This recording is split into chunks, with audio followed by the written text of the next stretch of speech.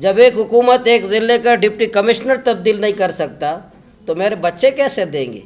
تو یہ موجودہ حکومت کے کہتا ہوں، اب صوبے کے لوگ ہیں، بلوچستان کے سرزمین کے 47 والے ہو یا 48 والے ہو، لیکن اس سرزمین کے بندے ہو، اس سرزمین کے لوگ ہو، آپ کے قبیلے کے لوگ لاپتہ ہیں، آپ کے بلوچستان پہ ظلم ہو رہا ہے، آپ کا قبرستان یہاں پر ہے، آپ کی عزت و غیرت یہ ہے، تو کبھی تو غیرت تو کریں، کبھی تو ہمت تو کریں، کوئی جدوجہد کریں۔ میڈیا ہے اسلام آباد والا، جیسے پنجاب میں جوتے چوری ہوتے ہیں وہ تو دکھاتے ہیں، لیکن بلوچستان کے بچے چوری ہوتے ہیں وہ نہیں دکھاتے۔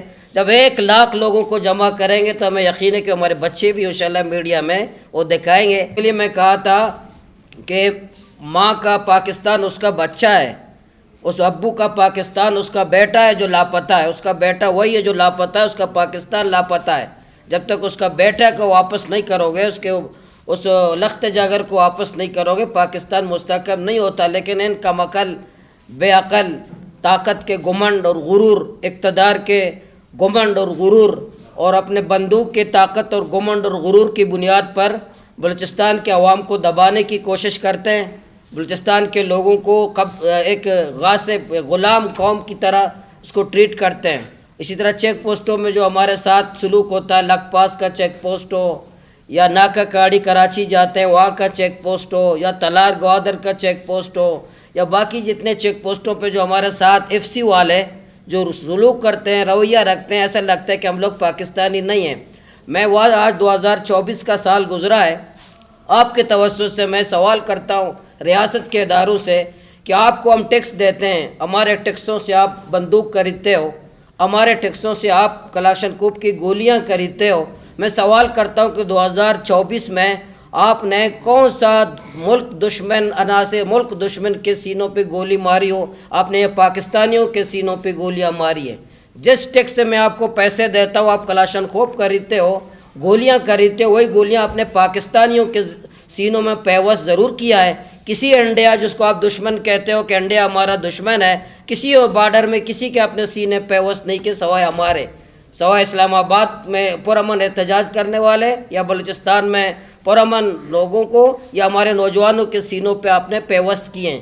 تو جماعت اسلامی انشاءاللہ ہم بلوچستان کے حقوق کے لیے پہلے بھی اسمبلی کے اندر بھی، اسمبلی سے باہر بھی، 29 دسمبر کے بعد جب ہم تمام قبائلی مشرار کے بعد انشاءاللہ علماء مشائخ کو بلائیں گے کہ جتنے ممبر و محراب ہیں صوبے کے، اس میں ظلم کے خلاف بات ہو، فتویٰ دیں ہمارے علماء کرام مشائخ ظالموں، جابروں، غاصبوں کے خلاف، ہمارے ممبر و محراب استعمال ہوں۔ مائیں شکوہ کرتی ہے بلوچستان کے علماء سے کہ میں تڑپ رہی ہوں، تو ممبر سے میرے لیے کب بات ہوگی، محراب سے میرے لیے کب بات ہوگی، مساجد سے میرے لیے کب بات ہوگی؟ یہ مساجد تو ظلم اور جبر کے خلاف آواز اٹھانے کے مراکز ہیں، اس لیے وہاں ڈنڈا رکھا ہوتا ہے، اس لیے خطیب کے ہاتھ میں ڈنڈا ہوتا ہے، خطبہ دیتا ہے، وہ ظلم اور جبر کے خلاف بات کرنے کے لیے ہے۔ تو اس لیے پھر ہم علماء مشائخ کو انشاءاللہ طلب کریں گے، خواتین کانفرنس کریں گے، طلباء کو جمع کریں گے، اور انشاءاللہ نوجوانوں کو جمع کریں گے، لیبرز کو جمع کریں گے، عقلاء کو جمع کریں گے۔ آخر میں انشاءاللہ جس طرح گوادر میں ہم نے لاکھوں لوگوں کو جمع کیا، ہمارا پروگرام انشاءاللہ اللہ تعالیٰ میں کامیابی دے گا۔ پورے صوبے میں کمپین چلانے کے بعد انشاءاللہ 1,00,000 لوگوں کو ہم کوئٹہ میں جمع کریں گے، پورے صوبے سے لوگوں کو کوئٹہ میں جمع کریں گے، اس ظلم اور جبر کے خلاف جو ناامیدی ہے، مایوسی ہے۔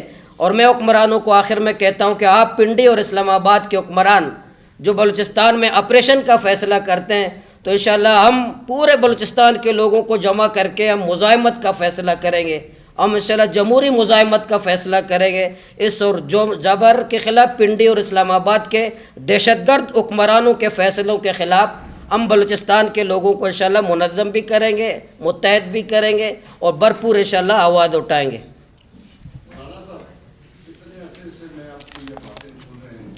آئندہ بھی سنیں گے۔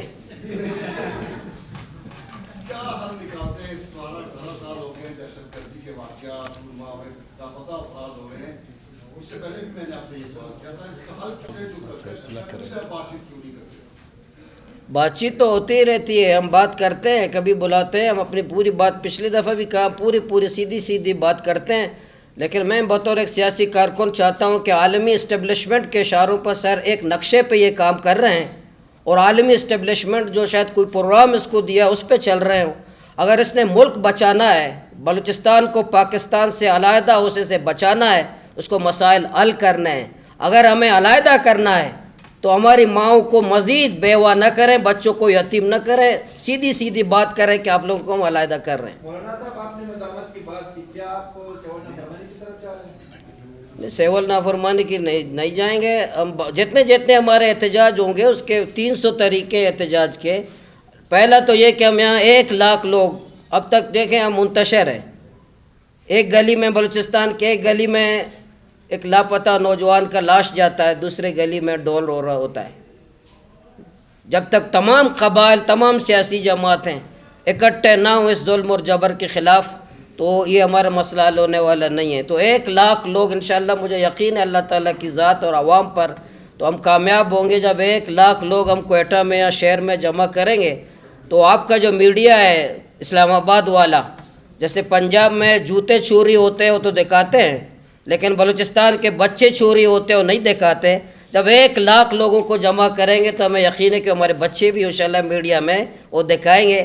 ہم یہ جب پرامن 1,00,000 لوگوں کے بعد ہم فیصلہ کریں گے کہ سیول نافرمانی کریں یا اغواکاروں کے گھروں کا گھیراؤ کریں، اصلی حکمرانوں کے بارے میں ہماری کیا پالیسی ہوگی اور جعلی حکمرانوں کے بارے میں ہماری کیا پالیسی ہوگی.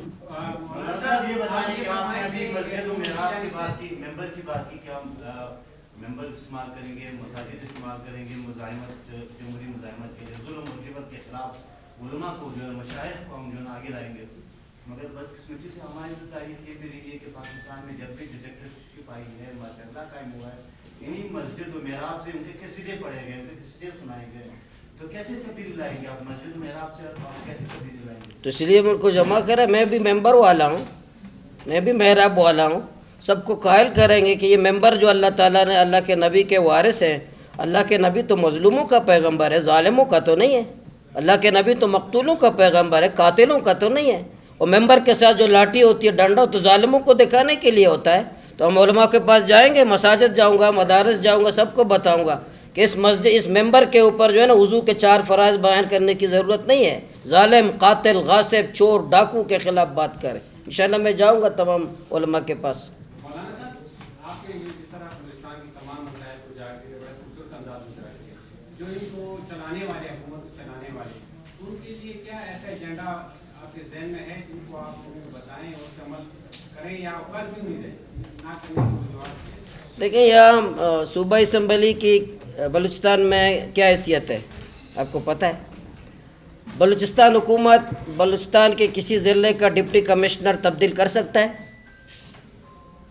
میرا نوجوان کیسے لائیں گے؟ جب ایک حکومت ایک ضلع کا ڈپٹی کمشنر تبدیل نہیں کر سکتا تو میرے بچے کیسے دیں گے؟ تو یہ موجودہ حکومت کے کہتا ہوں، اب صوبے کے لوگ ہیں، بلوچستان کے سرزمین کے 47 والے ہو یا 48 والے ہو، لیکن اس سرزمین کے بندے ہو، اس سرزمین کے لوگ ہو. آپ کے قبیلے کے لوگ لاپتہ ہیں، آپ کے بلوچستان پہ ظلم ہو رہا ہے، آپ کا قبرستان یہاں پر ہے، آپ کی عزت و غیرت یہ ہے. تو کبھی تو غیرت تو کریں، کبھی تو ہمت تو کریں، کوئی جدوجہد کریں. توبہ جب آپ کے ہاتھ پاؤں آنکھیں کمزور ہوں گی تو توبہ کرنے سے پہلے ابھی طاقت ہے، ابھی آپ توبہ کریں. تو ہمارے یہ جو اقتدار پہ لوگ ہیں کابینہ میں، اسمبلیوں میں، ان کا بھی فرض ہے کہ وہ بلوچستان کا فرزند بن جائیں، کسی پنڈی اور اسلام آباد کے اعلیٰ کار نہ بنے.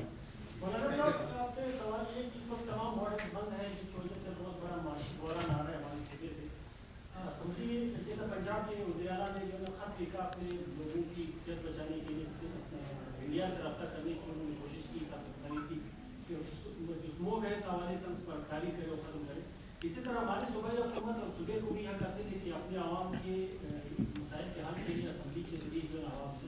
تو میرا سوال یہ کہ کوئی ایسا قرارداد لانے کا ارادہ ہے کہ جس سے صوبائی حکومت سے مطالبہ کرے کہ جب تک وفاق کوئی روزگار کا بندوبست نہیں کرتا ہے اس وقت کی بات کی صورتحال اس کو کھول دے اور لوگوں کو قانون کے مطابق ٹریڈ کرنے کی اجازت دی جائے. بلوچستان اسمبلی میں پہلے سے 5,000 قراردادیں جمع ہیں، 5,000 قراردادیں پاس ہو چکی ہیں.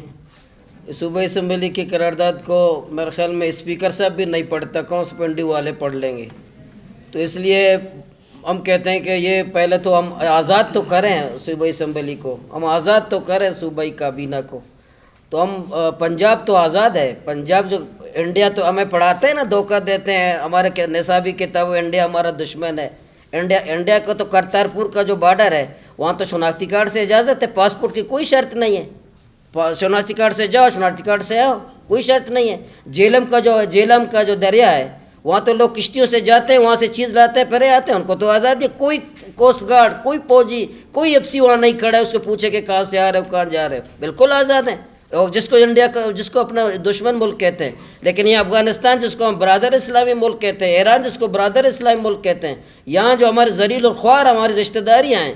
لیکن افسوس کہ وہاں جو رویہ, جو طریقہ پنجاب کے انڈیا کے بارڈر کے لوگوں کے ساتھ جو رویہ ہے, اس کا رویہ افغانستان اور ایران کے بارڈر کے ساتھ نہیں ہے.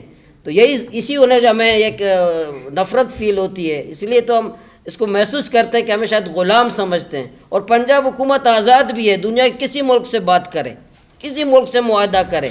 تو بلوچستان کا جو وزیر اعلیٰ پچھلے دنوں شہباز شریف جب گئے تھے, چائنا گئے تھے ایک وفد کے ساتھ, بلوچستان کو وزیر اعلیٰ صاحب کو نہیں لے گئے. بلوچستان کے وزیر اعلیٰ صاحب اس وفد میں ساتھ نہیں تھے. ہماری تو یہ حیثیت ہے. امید ہے انشاءاللہ مین ون آپ یہ دیں گے انشاءاللہ.